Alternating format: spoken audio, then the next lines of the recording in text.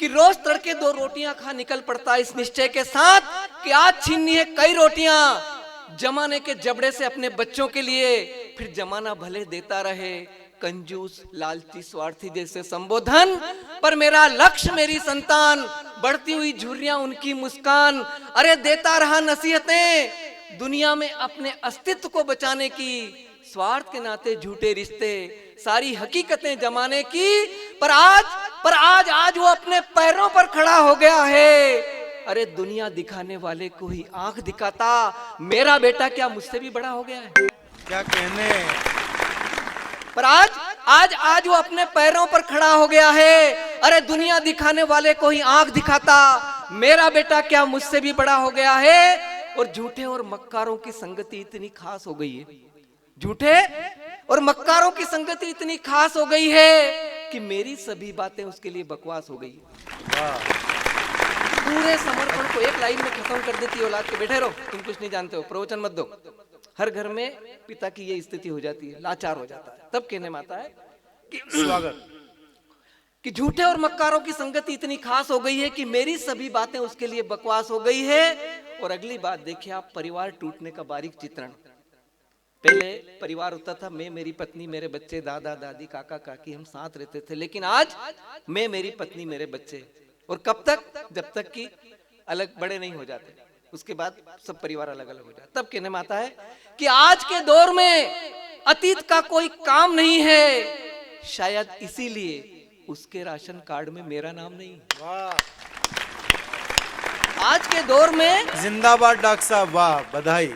मेरे लिए परिवार का महत्वपूर्ण सदस्य होता था बेटा, लेकिन बेटे के लिए बाप कितना महत्वपूर्ण, वो बात कहने का प्रयास किया मैंने कि आज के दौर में अतीत का कोई काम नहीं है, शायद इसीलिए उसके राशन कार्ड में मेरा नाम नहीं है। और हम कहते हैं कि हमने बहुत प्रगति की। मैं 2 पंक्तियों में बताना चाहता हूं कि हमारी प्रगति हुई या दुर्गति, और आप सब गवाह हैं। वो 2 पंक्ति सुनने के बाद बताना कि मैंने सही कहा या गलत। एक छोटे से कलमकार आपके बेटे ने 2 पंक्ति में पूरी बात कही है कि हमारी प्रगति हुई कि दुर्गति। सुनिए आप कि पहले 2 कमरे के घर में हम 12 लोग निभा लेते थे, अब 12 कमरों के मकान में 2 लोगों की नहीं निभ पाती। वाह, ये हमारी प्रगति है या दुर्गति? कि आज के दौर में अतीत का कोई काम नहीं है, शायद इसीलिए उसके राशन कार्ड में मेरा नाम नहीं है। और बाप की बेबसी दुनिया की नजरों में सहनशीलता है, बाप की बेबसी दुनिया की नजरों में सहनशीलता है। पर आज घर घर में दशरथ है, श्रवण कुमार ढूंढे नहीं मिलता है। वाह, बाप की बेबसी दुनिया की नजरों में सहनशीलता है, पर आज घर घर में दशरथ है, श्रवण कुमार ढूंढे नहीं मिलता है। और अगली बात देखिए आप कि परिवार पर मर मिटने की यही सजा मिली है, परिवार पर मर मिटने की यही सजा मिली है कि मुझे अकेला छोड़ बागी विधायक की तरह पत्नी भी सत्ता पक्ष से जा मिली है। जब पुत्र कमाने लग जाता है तो माँ उधर हो जाती है, बाप अकेला पड़ जाता है। बड़े गर्व से कहती है मकान मेरे छोरे ने पुतवाया, बनाया किसने था? पूरा जीवन व्यक्ति का इसी बात में खत्म हो जाता है। इस गांव से लगा करके पूरे देश में, पूरे संसार में हर पिता का जीवन इसी में खत्म हो जाता है कि मेरे छोरे का मकान पूरे गांव में सबसे बड़ा और सबसे अच्छा हो। यदि सही हो तो आप ताली बजाएं। और पूरा जीवन खत्म कर देता है पिता इसी बात के लिए कि मेरे छोरे को नीचा नहीं देखना पड़े, मेरे पुत्र को ऐसा मकान में बनाऊं सबसे अच्छा हो। तो लेकिन इतिहास में पहली बार ऐसा हुआ है, हमेशा पिता ने पुत्र का मकान बनाया, लेकिन इतिहास में पहली बार ऐसा हुआ है अभी अभी कि संतानों ने मिलकर के बाप का मकान बनाया। पता है कहां पर? अयोध्या में। हम सब ने मिलकर के बनाया। तब कहने में आता है देखिए आप कि परिवार पर मर मिटने की यही सजा मिली है कि मुझे अकेला छोड़ बागी विधायक की तरह पत्नी भी सत्ता पक्ष से जा मिली है। और ऐसे में अपनी दुनिया से हताश, हारी हुई लाचार, मेरी हमदर्द सिर्फ मेरी बेटियां। बेटियां आपके लिए पंक्तियां सुन लो जरा, आप बैठ जाओ थोड़ी देर के लिए। कि ऐसे में अपनी दुनिया से हताश, हारी हुई लाचार, मेरी हमदर्द सिर्फ मेरी बेटियां। न उन्हें जायदाद में हिस्सा चाहिए, न कोई शिकायत न आपत्ति। वाह न कोई उन्हें कोई जायदाद में हिस्सा चाहिए, न कोई शिकायत न आपत्ति।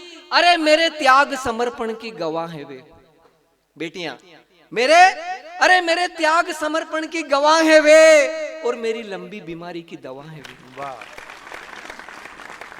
मेरे त्याग समर्पण की गवाह है वे, और मेरी लंबी बीमारी की दवा है वे। मैंने कहीं पढ़ा था कि यदि विवाह के समय, कन्या के विवाह के समय माता पिता को साथ रखने का अधिकार कन्या को मिल जाता तो पूरे संसार में कहीं वृद्धाश्रम नहीं होता।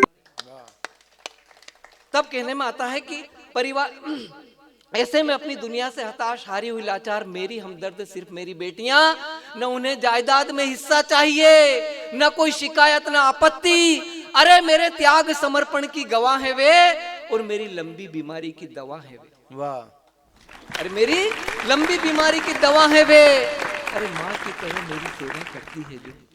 बेटियां देखा आपने, बहुत छोटी उम्र की होगी, लेकिन वो जरा सा पिता को कुछ हो जाता तो विचलित हो जाती है। तबीयत खराब हुई जरा सी, पापा मैं आपके हाथ पैर दबा दूं, सिर दबा दूं, अस्पताल ले जाऊं आपको, मतलब इतनी चिंतित हो जाती है। उसकी क्षमता नहीं है, लेकिन उसके बाद उसकी प्रयास देखिए आप, उसकी भावना देखिए पिता के प्रति। तब जाकर के आगे बात करता है कि अपनी दुनिया से हताश, हारी हुई, लाचार मेरी हमदर्द सिर्फ मेरी बेटियां, न उन्हें जायदाद में हिस्सा चाहिए, न कोई शिकायत न आपत्ति। अरे मेरे त्याग समर्पण की गवाह है वे, और मेरी लंबी बीमारी की दवा है वे। अरे माँ की तरह मेरी सेवा करती है जो, डूबती आंखें वो उखड़ती सांसों के बीच तिल तिल मरती है जो।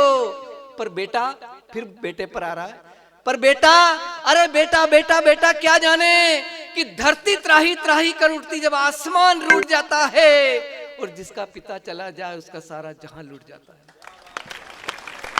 वाह धरती त्राही त्राही कर उठती जब आसमान रूठ जाता है, और जिसका पिता चला जाए उसका सारा जहां लूट जाता है।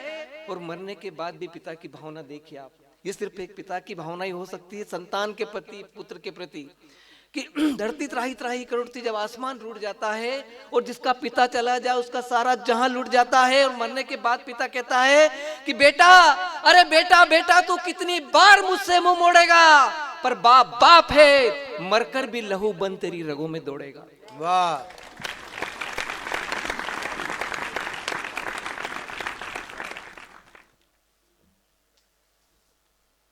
बेटा, अरे बेटा बेटा तू कितनी बार मुझसे मुंह मोड़ेगा, पर बाप बाप है, मरकर भी लहू बन तेरी रगों में दौड़ेगा।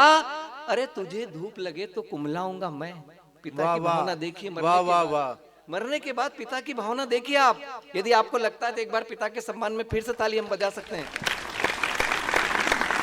बेटा बेटा तू बेटा कितनी बार मुझसे मुंह मोड़ेगा, पर बाप बाप है, मरकर भी लहू बन तेरी रगों में दौड़ेगा। और तुझे धूप लगे तो कुमलाऊंगा मैं, तुझे धूप लगे तो कुमलाऊंगा मैं, जरा भी दुख पहुंचे तो दौड़ा आऊंगा मैं।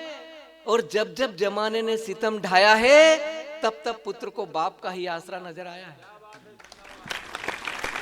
माल खाते समय बाप याद नहीं आएगा, लेकिन मार खाते समय बाप जरूर याद आएगा।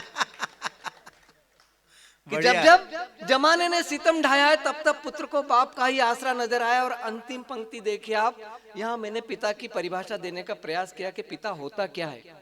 अंतिम पंक्ति, जितने नवयुवक यहाँ बैठे हैं वो इन पंक्तियों को साथ ले जाएं और अपने पिता को भगवान से बढ़ करके माने। देखिए आप, क्या होता है पिता। इस झूठी दुनिया में एकमात्र सच है पिता, इस झूठी दुनिया में एकमात्र सच है पिता, और संतान के लिए सुदृढ़ सुरक्षा कवच है पिता, और संस्कारों से सुसज्जित पुस्तक के समान है पिता। वाह क्या कहने।